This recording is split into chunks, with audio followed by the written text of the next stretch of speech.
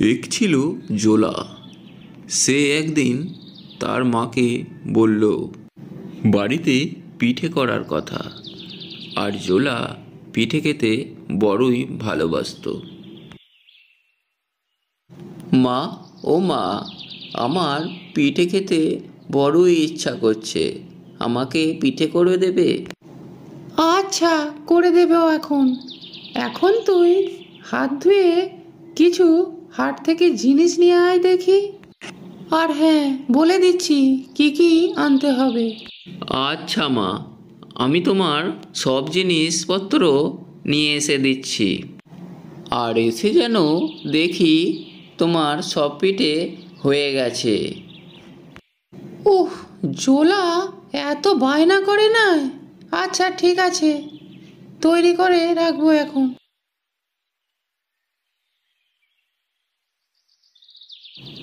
আর তারপর জোলার মা তার জন্য নীল লাল নানান রকমের পিঠে তৈরি করে রেখে দিল।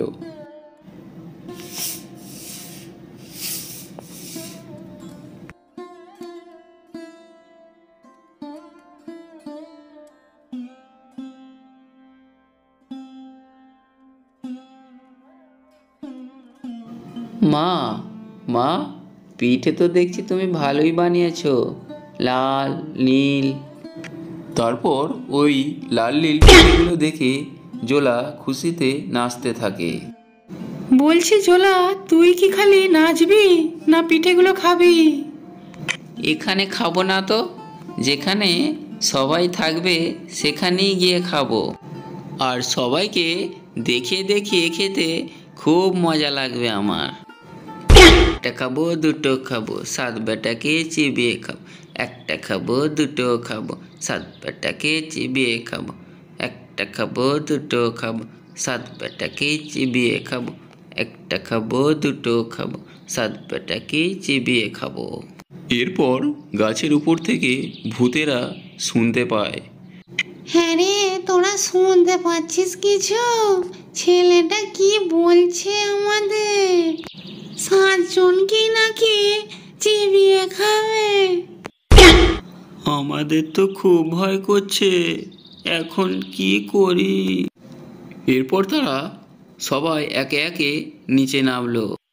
এই যে ছেলে, তুমি আমাদের জন্য চিবিয়ে খাবে না, তোমাকে আমরা একটা হাঁড়ি দিচ্ছি, এটাই নিয়ে তুমি বাড়ি চলে যাও। আর ওই ভূতগুলোর কানগুলো ছিল হাতির মতো আর বড় বড় চোখ। বলি, এই হাঁড়ি নিয়ে আমি কি করব? হ্যাঁ, তুমি এই হাঁড়িকে খাওয়া চাইলে সেটাই তোমায় দেবে। আচ্ছা বটে, তাহলে আমাকে একটা পায়েস এনে দাও। আর পায়েস বলা মাত্রই হাঁড়ির ভিতর পায়েস এসে যায়। আর পায়েসটা ছিল খুব সুস্বাদু খেতে।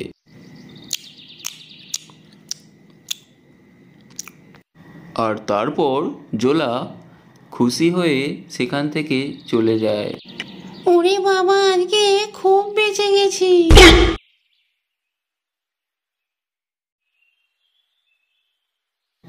এই ভূতের কবলে পড়ে জোলার অনেক বেলা হয়ে যায়। আর তাই জোলা ভাবলো এত রোদ্রে কি করে বাড়ি যাব, বরং বন্ধুর বাড়ি এবেলা থেকে যায়, বিকেলে না হয় চলে যাবে। আর এই ভেবে সে বন্ধুর বাড়ি চলে যায়। আরে দোলা, তুই এই সময় এখানে কি করতে হাঁড়ি নিয়ে? এই হাঁড়ি কোথা পেলি?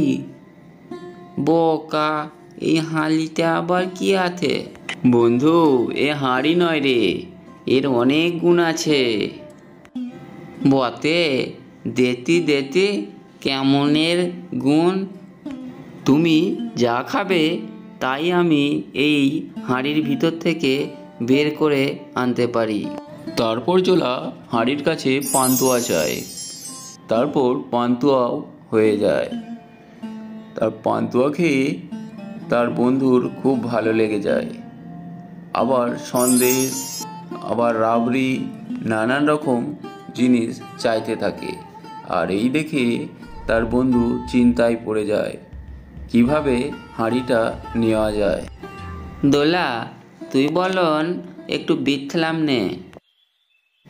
এরপর জোলাকে খুব আদর যত্ন করতে থাকে।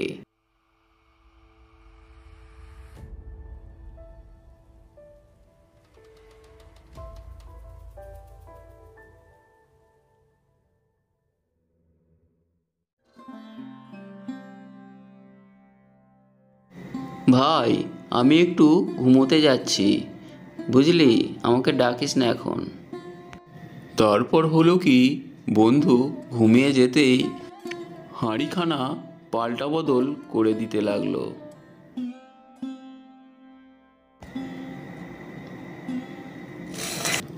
আর ওই নকল হাঁড়ি নিয়ে জোলা বাড়ি গেল। মা, ও মা, দেখো তোমার জন্যে একটা ভালো হাঁড়ি এনেছি। আগে বল, তুই কোথায় ছিলিস রে? সেই বেলা গড়িয়ে সন্ধ্যা হয়ে গেল। মা, প্রথমে দেখো তুমি আমি এই জাদুর হাঁড়িটা দিয়ে কি করতে পারি। তারপর ওই হাঁড়ির কথা মাকে সব খুলে বলে। তারপর ওই জাদুর হাঁড়ি দিয়ে সে নানা রকম ফন্দি ফিকির করতে লাগলো, কিন্তু কিছুই কাজ হলো না।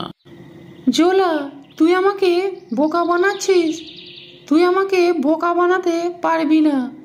আজকে তোর একদিন কি আমার একদিন। তারপর মায়ের হাতে মার খেয়ে জোলা ভাবতে লাগলো অনেকক্ষণ ধরে কিভাবে এটা সম্ভব হলো। এরপর চিন্তা করতে করতে সে ঘুমিয়ে পড়ল। আর পরের দিন সেই জায়গায় আবার জোলা গেল। একটি খাবো, দুটো খাবো, সাত বেটা কি চিবিয়ে খাবো। একটা খাবো, দুটো খাবো, সাত বেটা কি চিবিয়ে খাবো। একটা খাবো, দুটো খাবো, সাত বেটা কি চিবিয়ে খাবো।